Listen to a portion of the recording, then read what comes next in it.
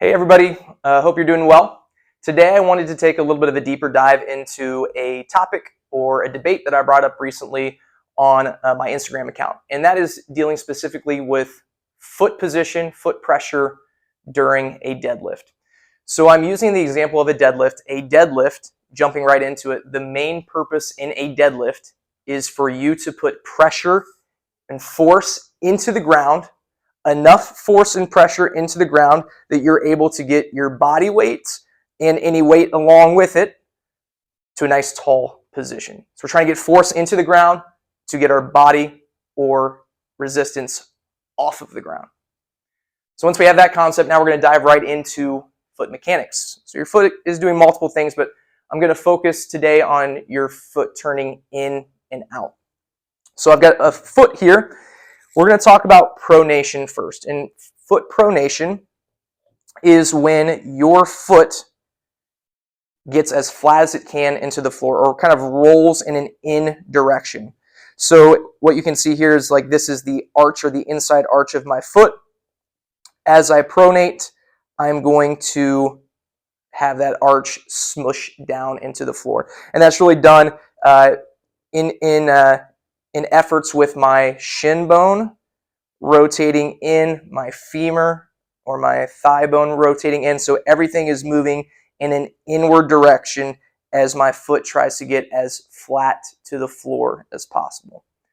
Now if we switch and look at supination, it's going to be just the opposite. This is bringing your arch off the floor. So what you're going to do in this position is you're going to externally rotate your shin bone, your thigh bone are going to kind of roll out, and then you will feel the weight go more to the outside of your foot as your arch is brought off the ground. So there's a lot of mechanics going on. Thinking about pronation, everything is rotating more of in, where supination, everything is rotating more out. I like to think of pronation as an internal rotation as putting force into the floor. I'm driving through the middle of my foot, trying to get that pressure, as much contact as I can. My foot is the only thing that is touching the ground. That is the only way I'm in contact with the ground to come up. So I'm trying to get as much of my foot onto the ground, my pressure over the middle of my foot so that I can put force into the ground to get the weight and my body weight up. Supination is more about absorbing force. So I'm not producing as much force, I'm more of absorbing force. Pronation is going to be super important not only for when it comes to deadlifts, but squats, running to an extent. So pronation is very, very valuable in being able to put force into the floor. Supination is valuable too.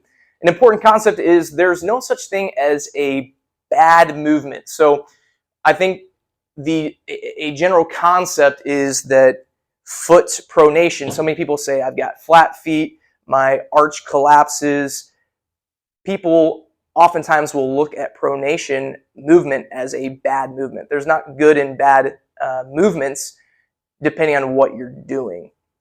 So what you'll see is because there is that connotation that pronation is bad, a lot of times with squatting or deadlifts, you will supinate or roll so much to the outside of your foot because you're trying not to pronate, not let your arch collapse, that you really lose that ability to put force into the ground because half of your foot or all your pressure is on the outside of your foot. And that's not a great place to have advantage to put force into the ground. So again, the problem is that so many times we will supinate or externally rotate or shift so much to the outside of our feet that we're not able to put good force into the ground. So what I want to challenge you today with your move is, number one, is not getting to where you're rolling to the outside of your feet, that you're supinating so much as a compensation to avoid pronating. The second thing is that you want to think about putting force into the ground. Now, we don't want to pronate so much that we lose the outside of our foot because that has a similar consequence as going into supinating so much that you lose the pressure on the inside of your foot. We want to try to get your foot as low to the ground as possible and have as much contact as possible to get that force up.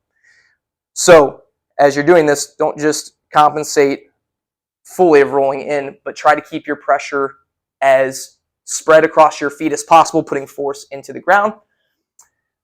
First two are a little bit easier to do. Don't roll to the outside. Try to put as much force into the ground. I think the most challenging thing is learning how to control pronation. So not just letting your foot collapse in, but really feeling that stretch, feeling the tension in your muscles so that you get that nice stretch and recoil so that you can come up